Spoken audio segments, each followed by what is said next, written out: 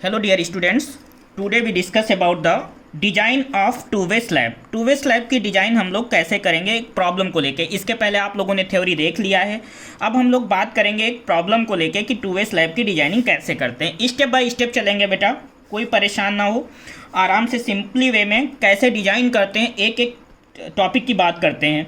Design a reinforced concrete slab for a room of clear dimensions 4 metre into 5 metre. The slab is supported on walls of with 300 mm. The slab is carrying a live load of 4 kN per meter square and floor finish 1 kN per meter square. Use M20 concrete and Fe415 steel. The corners of slab is held down. क्या बोल दिया? The corners of slab is held down. इसका मतलब क्या हो गया? Restaurant slab से। अब बेटा पहले हम बात करेंगे कि जो स्लैब हमारी है वो वन वे है या टू वे है। हमने आपको शुरुआत में ही बताया था कि लॉन्गर अपॉन शॉर्टर स्पैन का रेशियो यदि लेस देन 2 है देन हमारी टू वे स्लैब होगी। यदि ग्रेटर देन और इक्वल टू 2 है इट मीन्स वो हमारी क्या हो जाएगी? वन वे स्लैब हो जाएगी। अब बेटा हेंस स्लैब सबसे पहले Ly/Lx किया 1.25 आया, that is less than 2, it means ये स्लैब हमारी हो गई टू वे स्लैब।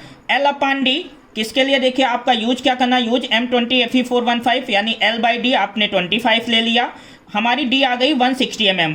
तो एज्यूमिंग ओवरऑल 180 mm, क्यों? क्योंकि स्मॉल हमने 15 mm क्लियर कवर ले लिया एंड 8 mm डाया बार्स ले लिया, तो ओवरऑल डेप्थ 180, तो 180 minus 15 that is a clear cover and 8 mm dia bar हो गया, तो 8/2 दैट इज 4, यानी डी कितना आ गया? 161 mm, that is a effective depth. After that बेटा हम किसकी बात करेंगे? इफेक्टिव स्पैन की बात करेंगे। इफेक्टिव स्पैन की बात हम लोग किस करते हैं? सबसे पहले एक्स डायरेक्शन की बात करेंगे।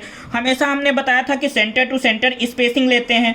अब देखिए बेटा आपका जो विड्थ दिया है 300 mm दिया हुआ है, तो सेंटर टू सेंटर कितना हो जाएगा? 4 + 0.3 that is in x direction. तो clear span plus effective depth 4 + 0.16 in में, तो Lx हमारी आ गई 4.161, ठीक। Ly कितना हो जाएगा? 5 हमने क्या किया है? 0.161 जो हमारी डी है उसको ऐड कर दिया।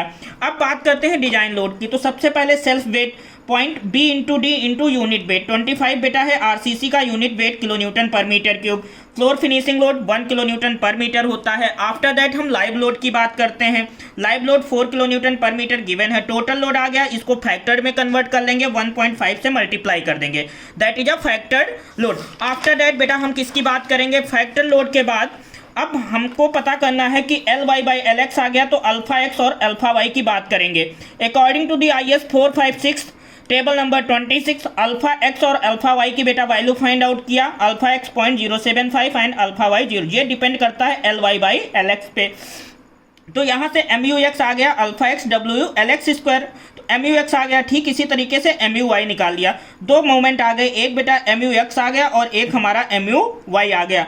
After that maximum shear force क्या हो जाएगा? WLX/2 that is a shear force. अब हम देखेंगे बेटा कि जो हमने डेप्थ लिया था वो डेप्थ हमारी सही है कि नहीं सही है। तो डी रिक्वायर्ड हम लोग जो शुरुआत से पढ़ते आ रहे हैं, d required MU/RU into v. RU बेटा कैसे निकाला? XU max/D 0.36 XU max/D, वहां से 2.76, RU इज इक्वल टू 2.76 आता है, कांस्टेंट है आपका।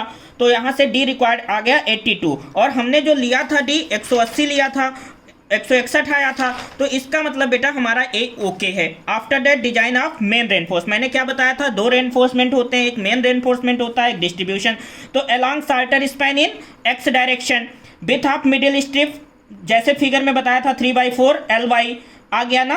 तो यहाँ से MU इस पे हम देखेंगे मिडिल स्ट्रिप पे कितना आएगा, तो AST बेटा आ गया 332.5 mm square using 8 mm dia bars. Area आ गई 50, तो स्पेसिंग आ गई। जब स्पेसिंग आ जाएगी तो नंबर ऑफ बार्स भी हम लोग फाइंड आउट कर लेंगे। स्पेसिंग आ गई 150। अब स्पेसिंग जो होती है बेटा वो इतने से लेस नहीं होना चाहिए, 3D या 300 mm या 150 जो भी आए। तो AST मिनिमम 216। तो हम अब AST प्रोवाइड क्या करेंगे? जो हमने लिया था, देखिए आई आपकी कितनी आई जो आई थी, AST जो आई थी बेटा वो आई थी 332 और मिनिमम जो आ रही है 216, यानी जो हमने लिया था सही लिया था, 335 mm AST प्रोवाइड किया था। ओके, तो provide 8 mm dia bars 150 mm centre to centre in middle strip. With कितनी है मिडिल स्ट्रिप की? 3.9 मीटर। 3.9 मीटर कहाँ से आया? क्योंकि आपने ये लिया था 3/4 Ly, यहाँ से मिडिल स्ट्रिप ले लिया था। After that along longer span in y direction middle strip पे, with of middle strip 3/4 Lx effective y depth in y direction आ गया, MU 0.87 FISTD 1 माइनस FIASTD, तो यहाँ से AST आ गया बेटा, which is greater than AST minimum. Okay, provide 8 mm dia bars, spacing आ गई, hence provide 8 mm dia bars at the rate 190 mm centre to centre in middle strip. With कितनी हो जाएगी, क्योंकि अब हम वाई डायरेक्शन की बात कर रहे हैं, तो ये आ जाएगा 3/4 जो आया 3.12 मीटर। ओके, अब रेनफोर्समेंट इन एज स्ट्रिप, क्योंकि मिडिल स्ट्रिप और एज स्ट्रिप पे AST minimum 216 using 8 mm dia bars, spacing निकाल लिया, spacing is less than 5D और 450 mm, 8 mm dia 230 mm centre to centre on edge strip. अब edge strip का जो distribution होता है वो बेटा इतना होना चाहिए, 5.16 माइनस 3.9 जो आपका आया था मीटर लेंथ थी by 2, that is 1.04 metre along x direction and edge strip width that is 4.1, 3.12 that is 5.2 metre along y direction। ठीक है, तो ये हमारा किसका हो जाएगा, रेनफोर्समेंट का डिस्ट्रीब्यूशन हो जाएगा। After that check for shear, tau b is equal to BU upon V into d, वहाँ से टाउ बी आ जाएगा। फिर PT टाउ बी किस पे डिपेंड करता है, परसेंटेज ऑफ स्टील रेनफोर्समेंट पे डिपेंड करता है, तो PT निकाल लिया, PT आ गया। आफ्टर दैट टाउ सी की वैल्यू फाइंड आउट कर लिया IS कोड से, तो हमारा टाउ सी आ गया। अब देखेंगे टाउ सी के इंटू टाउ बी होता है, वो बेटा टाउ सी आ गया, which is greater than tau v, तो shear reinforcement is not required. अब चेक फॉर डिफ्लेक्शन, PT निकाला, FS निकाला, AST provided upon AST required upon AST provided, FS आ गया। FS के बाद बेटा PT निकाल लिया, LD max KT into T, LD provided, LD maximum greater than होना चाहिए LD प्रोवाइडेड, हेंस ओके।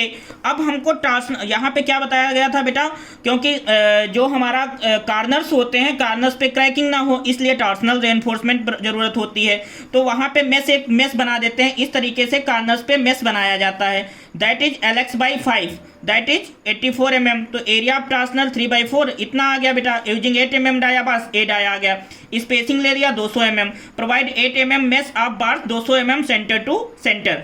अब arrangement of reinforcement, bending half of the main bars at the distance of 0.15 LX, that is 0.5 from centre of support. Okay, इसी तरीके से बेटा जो हम लेंगे, providing half of the main bars at the distance 0.15 LY centre of support. अब देखिए बेटा इसका हम लोग डिस्ट्रीब्यूशन कैसे करते हैं, हम एक फिगर आपको दिखा रहे हैं। इस फिगर में देखिएगा, देखिए सबसे पहले बेटा जितना भी फिगर है, जिस भी तरीके से है फिगर, हमने फिगर बना लिया, ये 500 mm हो गया, ये 180 mm ओवरऑल डेप्थ हो गई।